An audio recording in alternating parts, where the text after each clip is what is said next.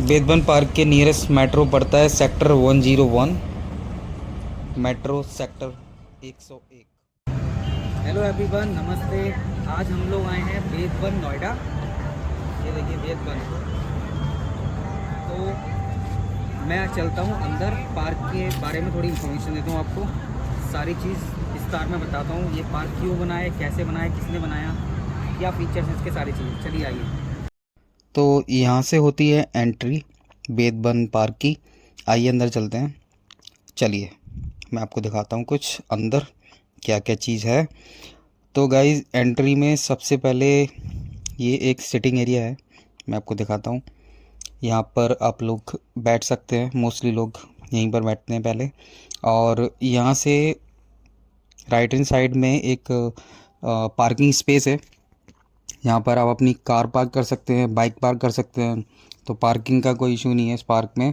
अब पार्किंग पहले स्टार्ट नहीं थी, बट अब स्टार्ट हो चुकी है। मैं आपको पार्किंग दिखाता हूँ। पार्किंग भी है यहाँ पर।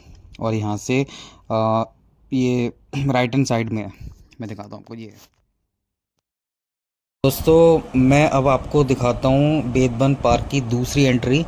यहाँ पर दो गेट हैं एंट्री करने के लिए। जो फर्स्ट वाला गेट था, जो अभी मैंने आपको दिखाया था, वो था आपका पार्किंग वाला गेट। यहाँ से आपका पार्किंग का स्पेस है। और ये साइड से है, जो रोड जा रही है अंतरिक्ष बिल्डिंग के सामने से। और मैं यहाँ से आपको एंट्री करके दिखाता हूँ। ये देखिए बेदबन यहाँ पर लिखा हुआ है, और यहाँ से एंट्री करते हैं। ये देखिए, बहुत खूबसूरत।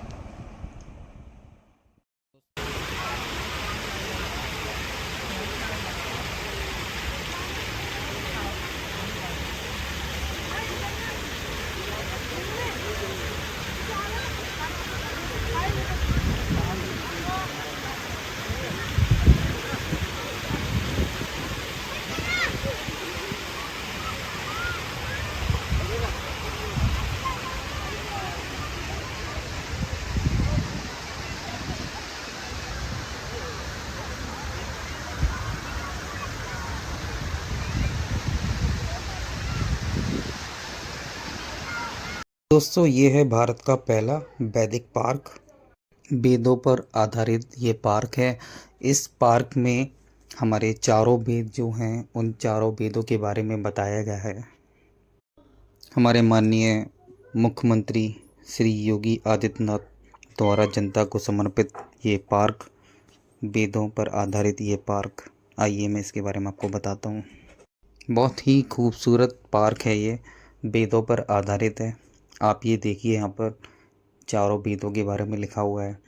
और ये बेसिकली वेद थीम पर ही आधारित ये पार्क है। और इसमें हमारे चारों वेदों के बारे में बताया गया है। बहुत सुंदर पार्क है। आइए मैं आपको पूरा पार्क दिखाता हूँ। की सुंदरता देखिए, बहुत सुंदर है ये नाइट व्यू है। हमारे प्रथम वैज्ञानिक जो थे वो थे अथर्वा। और हमने जो भी चीज़ फिज़िक्स और केमिस्ट्री में पढ़ी हुई है, वो पहले से ही हमारे वेदों में लिखी हुई है। जैसे कि पृथ्वी का सूर्य के चारों ओर घूमना, ये ऑलरेडी ऋग्वेद में लिखा हुआ है। और जैसे हमारी जो गैसें हैं O2, H2, ये पहले से ही हमारे वेदों में सब लिखा हुआ है। और जो हम औषधि यूज़ करते हैं, मेडिसिन्स, वो ऑलरेडी हमारी सब वेदों में लिखी हुई हैं। सारा सब कुछ वेदों में पहले से ही निहित है, और वही हम सब कुछ आजकल फॉलो करते हैं। और आइए मैं आपको दिखाता हूँ। आगे यहाँ पर लिखा हुआ था वैल्यू ऑफ पाई, जो कि हमारा मैथ्स का एक इम्पॉर्टेंट टॉपिक है। वैल्यू ऑफ पाई, उसका पूरा प्रोसीजर यहाँ पे लिखा हुआ है, मैं आपको दिखाता हूँ। ये देखिए। तो ये सारी चीज़ें हमारे वेदों में पहले से ही निहित हैं। अंदर दोस्तों यहाँ पे सारी फैसिलिटीज़ दे रखी हैं। सामने देखिए वॉशरूम भी है, तो लेडीज़ जेंट्स दोनों वॉशरूम अवेलेबल हैं। तो आप लोग यहाँ पर उसके लिए भी बिल्कुल बेफिक्र। ये गाइस कुछ यूनिक है, मैं आपको दिखाता हूँ। आप तो ये देखिए, अगर आप यहाँ से देखेंगे इस मूर्ति को तो आपको कुछ नहीं दिख रहा है, राइट। अब मैं इसको थोड़ा लेफ़्ट लेता हूँ, ये देखो, तो आपको ये दिख गया, ठीक है। और मैं फिर ये जाता हूँ स्ट्रेट बीच में मिडल में, तो आपको कुछ नहीं दिख रहा, देखो, ठीक है। अब मैं राइट होता हूँ, ये देखो।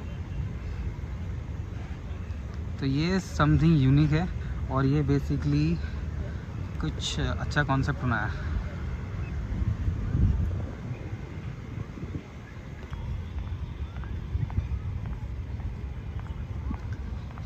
अब मैं यहाँ से चलता हूँ, मैं आपको दिखाता हूँ। यहाँ पर एक छोटा सा पुल बनाया है, आपको दिखाता हूँ। सामने भी ये यहाँ पर एक ऋषि अत्रि का बोर्ड लगा हुआ है ऋषि, और ये यहाँ पर पुल बना हुआ है। चलता हूँ नीचे, दिखाता हूँ।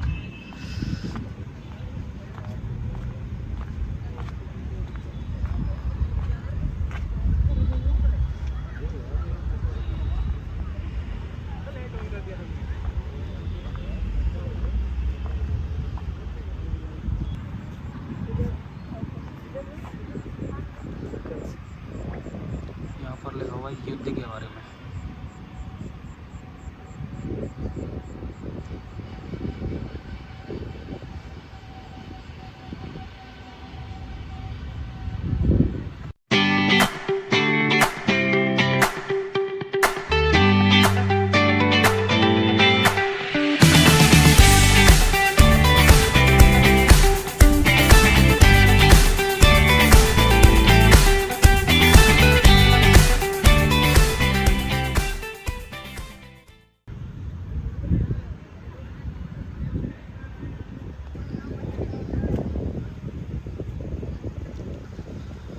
यहाँ पर लिखा हुआ है ऋषिका के बारे में।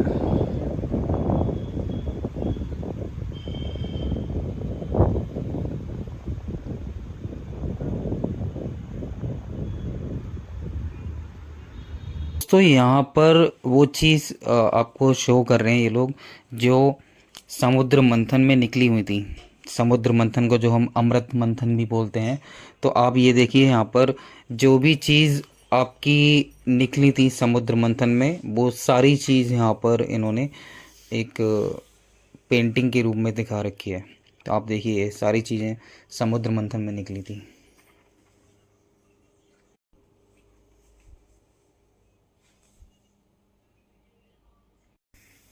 काफ़ी अच्छा इन्होंने यहाँ पे एक पिक्चर के रूप में मैसेज दिया है और कुछ इन्फॉर्मेशन भी दी है। ये सारी चीज़ें सबको नहीं पता होगा कि समुद्र मंथन में क्या क्या निकला था, तो इन्होंने यहाँ पर एक बहुत अच्छा मैसेज दिया है।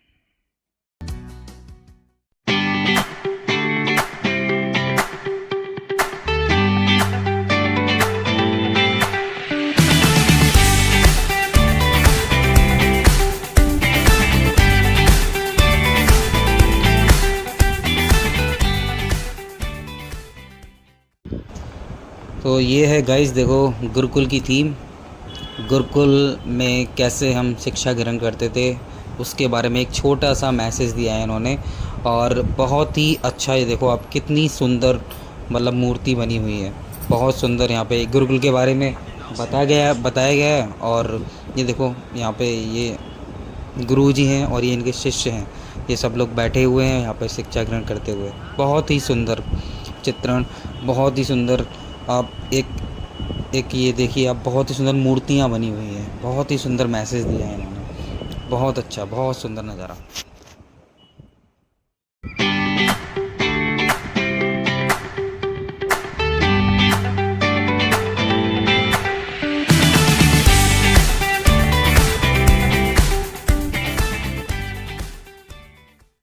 तो दोस्तों, यहाँ पर देखिए कितनी सुंदर ये फैसिलिटी है। जिम की फैसिलिटी दे रखी है पार्क के अंदर। यहाँ पर ओपन जिम है, आप लोग कोई भी यहाँ पर जिम कर सकते हैं। बहुत सुंदर जिम दे रखा है यहाँ पर। लाइफ का सबसे ब्यूटीफुल मैसेज, जीवन के 4 स्तंभ, चारों स्तंभ के बारे में यहाँ पे लिखा हुआ है। और ये देखिए हमारे चारों स्तंभ सामने, बहुत सुंदर। लाइफ का सबसे, ये देखो एक और ब्यूटीफुल चीज़, जो हमारे लाइफ में बहुत इम्पोर्टेंट है, गायत्री मंत्र। यहाँ पर गायत्री मंत्र लिखा हुआ है और इन्होंने ये देखो गायत्री मंत्र, आप देखिए किस पे लिखा हुआ है। एक इन्होंने एक स्पेयर टाइप बनाया हुआ है, गोले टाइप जो बोलते हैं, उसमें पूरा गायत्री मंत्र लिखा हुआ है। ये देखो, मतलब आप समझ रहे हो, इन्होंने एक ये मैसेज देना चाहा है कि हमारा जो स्पेयर होता है वो काइंड ऑफ पृथ्वी की तरह होता है। तो हमारा पूरा पृथ्वी हमारे गायत्री मंत्र से निहित है। मतलब गायत्री मंत्र ही एक ऐसा मंत्र है जो मतलब पृथ्वी में सबसे ज़्यादा शक्तिशाली है। और हम गायत्री मंत्र बोलने से, और मैं तो ये कहूँगा गायत्री मंत्र हर किसी इंसान को एक बार दिन में ज़रूर बोलना चाहिए। गायत्री मंत्र से हमें बहुत शक्ति मिलती है। ये देखिए उन्होंने कितना बड़ा मैसेज दिया है, बहुत। तो गाइज़ यहाँ पर एक और चीज़ है बहुत सुंदर। जब मैं यहाँ से, जो पुल बने थे मैंने आपको दिखाया था, 2 पुल बने थे, तो उस पुल से मैं अभी जस्ट वापस आया हूँ और अब मैं नीचे जाता हूँ। यहाँ पर एक बहुत अच्छी चीज़ बनी हुई है। यहाँ पर एक बुक्स बनी हुई हैं, उन बुक्स पे कुछ लिखा हुआ है, मैं आपको दिखाता हूँ। तो बेसिकली यहाँ पर इन लोगों ने बुक्स पे वही चीज़ लिखी हुई है, वेदों में जो कुछ लिखा हुआ है। जैसे कि आयुर्वेदिक के बारे में यहाँ पर लिखा हुआ है। आयुर्वेदिक में जो हमारे हम आयुर्वेदिक मेडिसिन यूज़ करते हैं वो ऑलरेडी हमारे वेदों में पहले से लिखी हुई हैं। जैसे कि पुराने टाइम में आप देखोगे, हनुमान जी लक्ष्मण जी को बचाने के लिए संजीवनी बूटी लाए थे, तो वो भी क्या था, वो एक आयुर्वेदिक ही तो था, एक आयुर्वेदिक मेडिसिन ही तो थी। तो वो सारी चीज़ें यहाँ पे इन्होंने लिखा हुआ है और ये बहुत अच्छा ज्ञान दिया है आज के यूथ के लिए। ये एक बहुत अच्छी चीज़ है कि वो भी आयुर्वेदिक के बारे में जाने और वेदों के बारे में जाने। जो हमारे वेद हैं, जो भी हमारा ज्ञान है वो सारा हमारा वेद से ही निकलता है। ये दोस्तों देखिए यहाँ पर इन्होंने बताया है योग के बारे में, एक्सरसाइज के बारे में। तो ये भी बहुत अच्छी चीज़ है। यहाँ पर इन्होंने पूरा योग के बारे में बताया है और बहुत अच्छी चीज़ें यहाँ पे इन्होंने बताई हुई हैं। आप ये देखिए, बहुत सुंदर एरिया है ये भी, बहुत सुंदर। तो अब देखते हैं आज का सबसे सुंदर मोमेंट जो है, यहाँ पर लेज़र शो होता है और ये यहाँ पर सिटिंग एरिया है, यहाँ से बैठ के हम लोग देखते हैं। चलो देखते हैं लेज़र शो। ज्ञान विज्ञान वेदों में है। वस्तुतः वेद संसार के समस्त पदार्थों का बोध कराते हैं।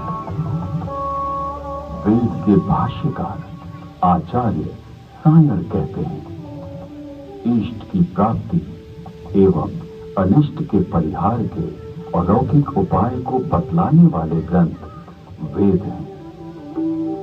सबके द्वारा पूजनीय और यजनीय परमात्मा से ऋग्वेद, यजुर्वेद, सामवेद और अथर्ववेद प्रकट हुए हैं।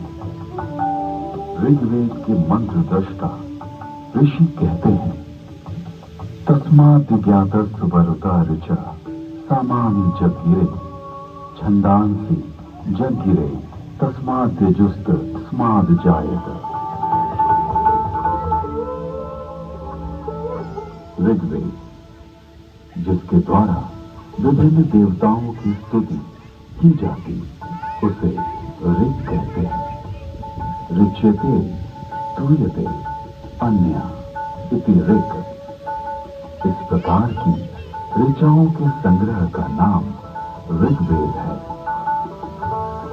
ऋग्वेद विश्व साहित्य का प्राचीनतम ग्रंथ है। ऋग्वेद में 10 मंडलों में 1028 सूक्त में 10,600 मंत्र हैं। यजुर्वेद, यजुर्वेद में कर्मकांड का प्राधान्य है, जिसकी समाप्ति अनियत अक्षरों वाली है अथवा जो गद्यमय है, उसे यजुष कहते हैं। अन्यताक्षरावसानो यजुर। यजुर्वेद के 2 भाग हैं, शुक्ल यजुर्वेद एवं कृष्ण यजुर्वेद। शुक्ल यजुर्वेद में 40 अध्यायों में 1975 मंत्र हैं। कृष्ण यजुर्वेद गद्यात्मक है। सामवेद गीति ही साम है, गीतेषु समाख्या। संगीत का मूल उद्गम सामवेद है। सामवेद के दो भाग हैं, पूर्वार्जित एवं उत्तरार्जित। सामवेद में 1875 मंत्र हैं। अथर्ववेद, अभिचार मंत्रों का ज्ञान अथर्ववेद में है। इसमें आयुर्वेद का विस्तृत विवेचन हुआ है। इसकी शौनक शाखा में 20 कांडों में 730 सूक्तों में 6000 मंत्र हैं।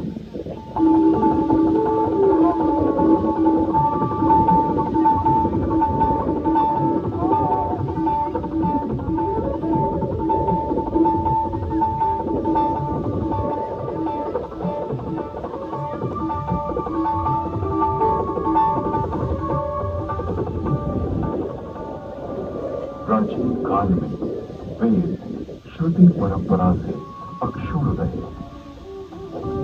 वैदिक ऋषियों ने वेदों को कंठस्थ किया और अपने शिष्यों को इसका श्रवण कराया। शिष्यों ने सुनकर वेदों को कंठस्थ किया और उन्होंने अपने शिष्यों को सुनाकर कंठस्थ कराया।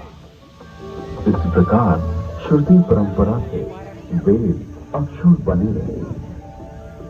वेदों में किसी भी प्रकार की मिलावट न हो सके, इसके लिए वैदिक ऋषियों ने विकृति पाठों का निर्माण किया। वेदों में मंत्र दृष्टा ऋषियों का उल्लेख है, जिन्होंने मंत्रों का साक्षात्कार किया। इस परंपरा में सप्त ऋषियों का विशेष महत्व बतलाया गया है। सप्त ऋषियों का वैशिष्ट उपनिषद एवं पुराणों में मिलता है। ये 7 ऋषि हैं: वशिष्ठ, विश्वामित्र, जमदग्नि, भारद्वाज, अत्रि, गौतम, अगस्त्य। वेदों में अनेक ऋषिकाओं का भी उल्लेख है। इन ऋषियों की परंपरा का अनुपालन करने वाले ऋषियों ने भी इन्हीं नामों को धारण किया।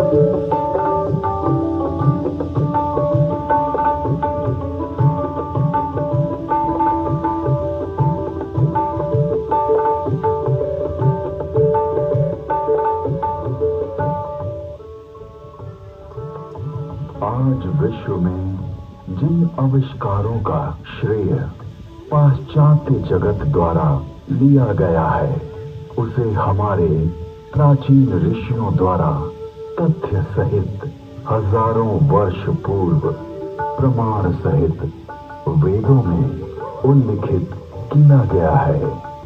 जैसे अगस्त्य संहिता में विद्युत उत्पादन के सूत्र मिलते हैं।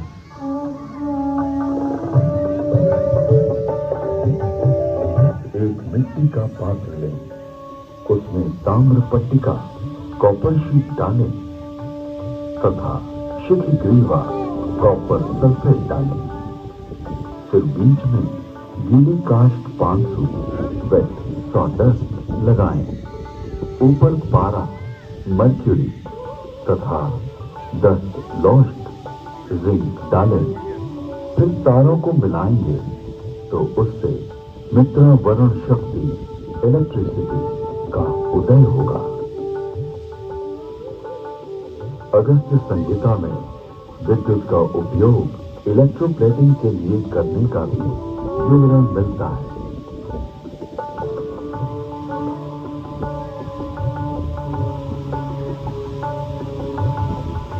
अतः अगस्त्य को कुंभोधव बैटरी बोन भी कहते हैं।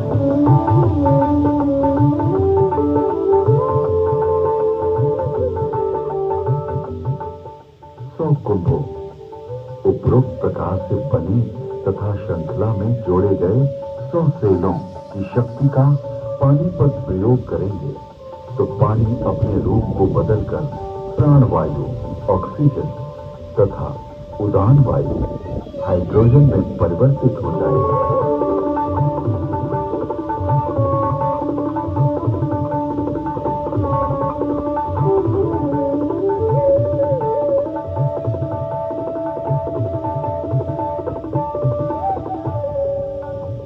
कृत्रिम स्वर्ण अथवा रजत के लेप को सत्कृति कहा जाता है।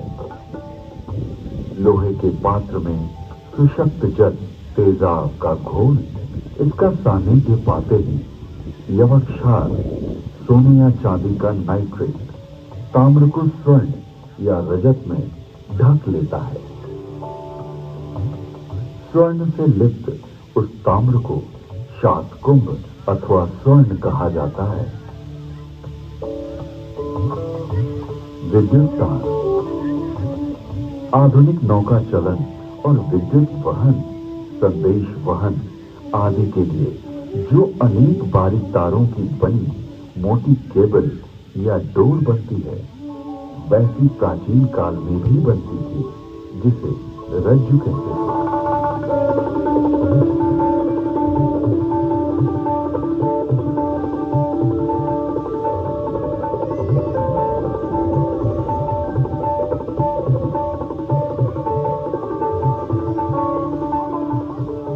तारों का सूत्र बनता है। 9 सूत्रों का एक गुण, 9 गुणों का एक पाश, 9 पाशों से एक रश्मि और 9, 8, 7 या 6 रज्जु रश्मि मिलाकर एक रज्जु बनती है।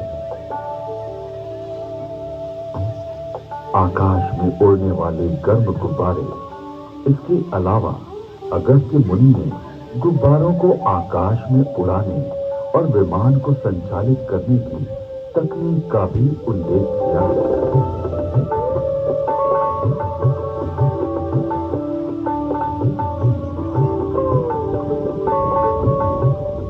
उदान वायु हाइड्रोजन को वायु प्रतिबंधक वस्त्र में रोका जाए तो यह विमान विद्या में काम आता है। यानी वस्त्र में हाइड्रोजन पक्का बांध दिया जाए तो उसमें आकाश में उड़ा जा सकता है।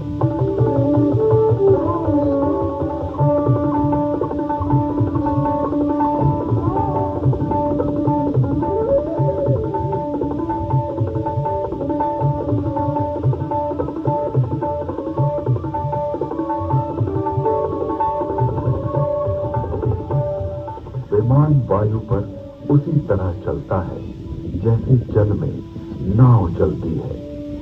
तत्पश्चात उन काव्य पंक्तियों में गुब्बारों और आकाश छत्र के लिए रेशमी वस्त्र सुयोगी कहा गया है, क्योंकि वह बड़ा लचीला होता है।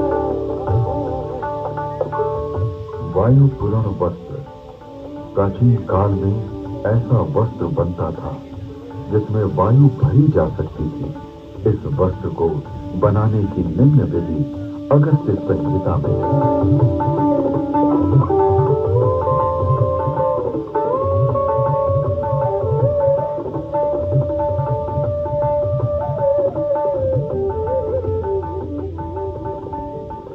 पृथ्वी का सूर्य की परिक्रमा करने का वर्णन ऋग्वेद, यजुर्वेद और अथर्ववेद के मंत्रों में मिलता है।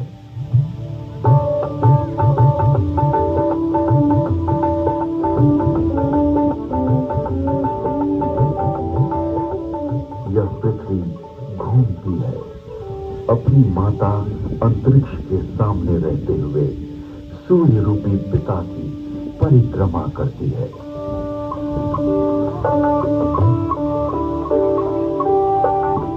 पृथ्वी शह सूर्य शिष्ण की प्रदक्षिणा करती है। ऋग्वेद में जल की उत्पत्ति यानी H2O का उल्लेख है।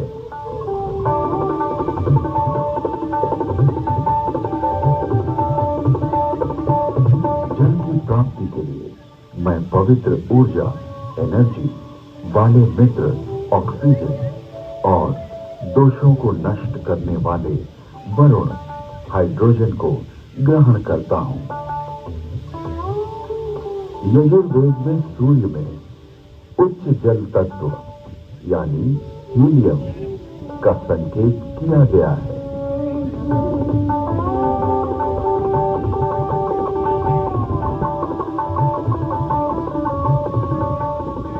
उच्च शक्ति से युक्त हाइड्रोजन जो कि हीलियम के रूप में है, सूर्य में है।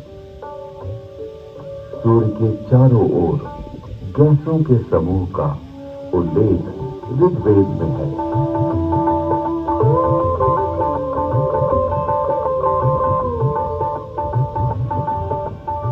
ऋग्वेद में ही सूर्य की गति और प्रकाशक होने का वर्णन है।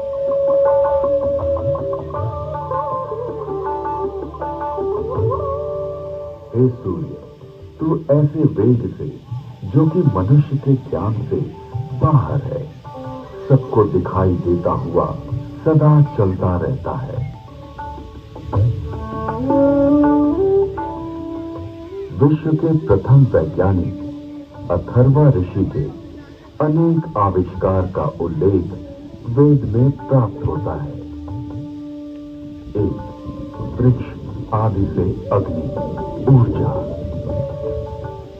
अथर्वा ऋषि ने मंथन, घर्षण, फ्रिक्शन से ऊर्जा उत्पन्न की।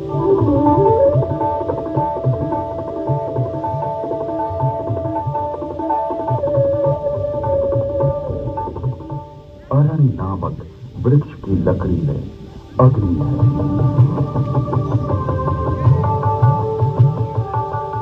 दो पत्थरों की रगड़ से भी अग्नि उत्पन्न होती है।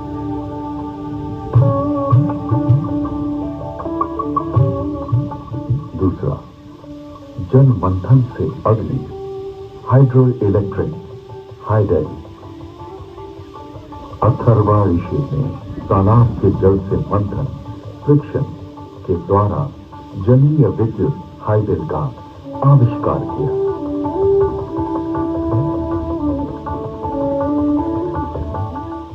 तीसरा, भूगर्भीय अग्नि, पुरुष अग्नि, oil and natural gas.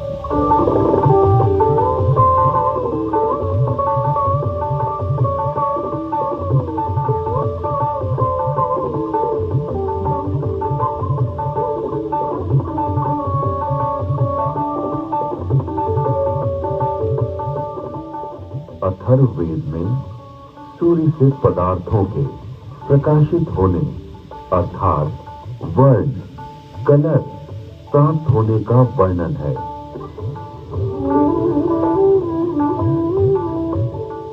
Rigveda में सौर ऊर्जा का स्पष्ट उल्लेख प्राप्त होता है। इसके आविष्कारक वशिष्ठ एवं भारद्वाज बतलाए गए हैं। और अथर्ववेद में ओजोन परत यानी ओजोन लेयर का वर्णन है।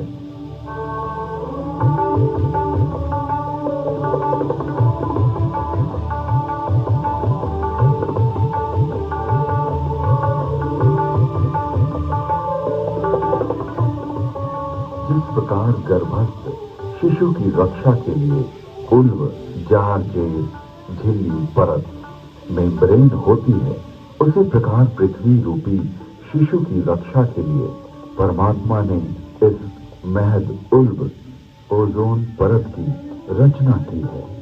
ये स्थविर स्थूल रूप वाला है। इसका स्वरूप स्वर्ण के समान दिव्य आभामय है।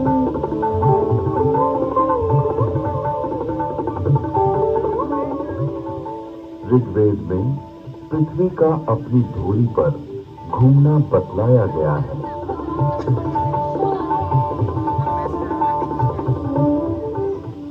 पृथ्वी की सभी की समृद्धि की कामना करो।